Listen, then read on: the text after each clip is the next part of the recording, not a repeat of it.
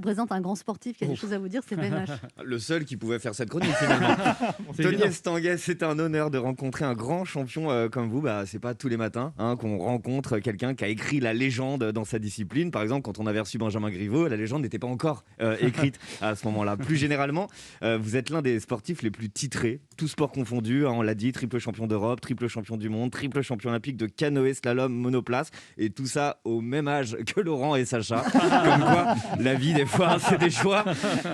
À l'instar de Martin Fourcade pour le biathlon, vous avez mis votre sport trop méconnu à la une des médias pendant près de 15 ans. Tony Estanguet, en fait, c'est le symbole de la France qui gagne. La preuve avec la candidature de Paris au JO 2024, après la défaite de 2008, l'humiliation de 2012 face à Londres.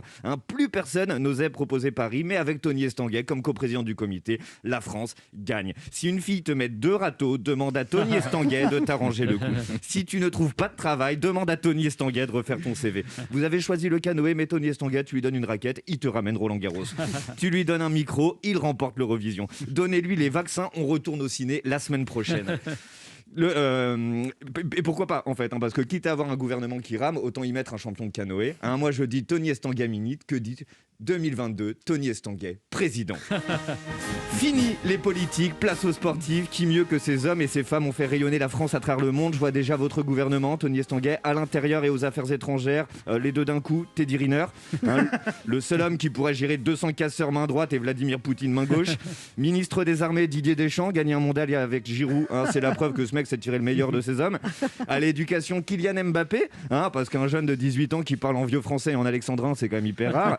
Il n'y a que pour le ministère des Sports où je ne mettrais pas de sportif exceptionnellement. Je pensais mettre le mois de septembre du prochain calendrier des dieux du stade, Olivier Véran, qui me semble être bien placé. Enfin, pour le poste important de Premier ministre de votre gouvernement, Tony Estanguet, je mettrai une femme.